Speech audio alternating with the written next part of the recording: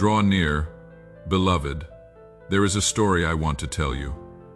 There was once a grandfather who loved his granddaughter more than morning, loves the horizon. When Sarah was 7 and her parents divorced, she spent every Saturday afternoon with him in his garden. They had a sacred ritual at 2 of the clock.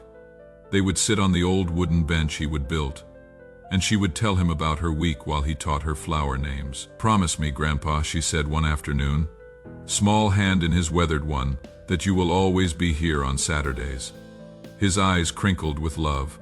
"I promise, little one. Every Saturday at 2 of the clock, I will be right here for years." He kept that promise faithfully. Every Saturday, rain or shine, he would shuffle to that bench with 2 glasses of lemonade. Sarah would burst through the garden gate, ponytails flying, eager to share discoveries about school, friends, growing up. But adolescence crept in like winter fog. 13 brought friends who didn't think gardens were cool. 14 brought mall trips and movie dates. 15 brought a driver's license and a world suddenly bigger than any backyard. "I cannot come this Saturday, Grandpa," became her regular call. Dance recitals, soccer games, birthday parties. Always something more exciting than sitting with an old man among roses. "That is all right, sweetheart," he would say gently. "Maybe next week." But next week became next month, then next season. Still, every Saturday at 2 of the clock, he would make his careful way to that bench. His arthritis made each step harder, but he would sit with 2 glasses of lemonade, one for him, one for hope. When she didn't come, he would water flowers alone, whispering stories about the little girl who called dandelions wish flowers. The stroke found him on a Thursday morning, sudden as lightning. In the hospital, when nurses asked about family, he whispered Sarah's name.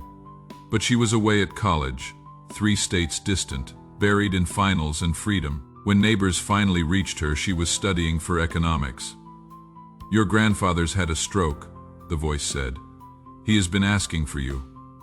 Guilt hit like ice water. When was the last time she would called, visited? Months blurred together with homecoming, midterms, that boy with the crooked smile who made her forget everything else. She drove through the night, hands shaking, remembering suddenly his Old Spice cologne, how he would hum jazz standards while pruning roses. When had she stopped hearing that music? The hospital room was sterile white, machines beeping like mechanical heartbeats. He looked so small against the sheets, pale as winter morning. But when he saw her, his eyes lit like sunrise. "Sarah." His voice was paper, thin but warm. "You came, Grandpa. I am so sorry. I should have." "Shh." He lifted a trembling hand to her cheek. "You are here now. That is what matters." She collapsed beside his bed, words tumbling through tears. "I forgot about Saturdays. I forgot about the bench. I forgot about you." His smile was soft as evening light. "I never forgot about you. Every Saturday, sweetheart. Every Saturday at 2 of the clock, I sat there thinking about you, praying for you, loving you, even when you couldn't come, especially when you couldn't come. But I broke my promise. I left you sitting there alone." He squeezed her hand with remaining strength. "Oh, my dear girl, love was never alone. Every flower in that garden holds a prayer I whispered for you. Every Saturday you missed, I loved you more, not less. That is what love does.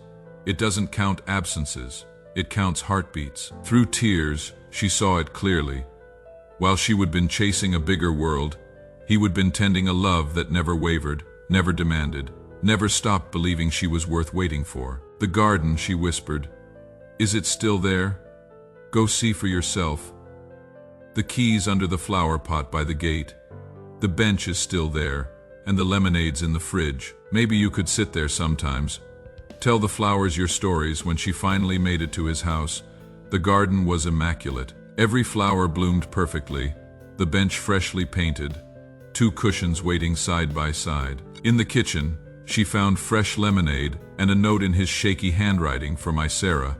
"Whenever she is ready to come home, that is when she understood." He would never stopped preparing for her return. Even when months passed without a word, he would keep the garden beautiful, kept the lemonade fresh, kept the bench ready for the conversation that love never stopped believing would come. "That, my child, is how I love you. Like that grandfather with his patient vigil, I am here on the bench of heaven, tending the garden of grace, keeping your place ready. No matter how long you have been away, no matter how many Saturdays you have missed, I am still here waiting with arms wide open. And now I pray, Father, I have wandered far from the garden of your presence. Like Sarah, I have let months pass without visiting, without calling your name. But today, I come to my senses. I return with a heart hungry for the lemonade of your mercy. Receive me back to the bench. Let me hear your voice again. Feel your presence. Know that I still belong in your garden. Thank you for keeping my place ready, for tending forgiveness even in my absence. I am coming home to you. In Jesus' name, amen.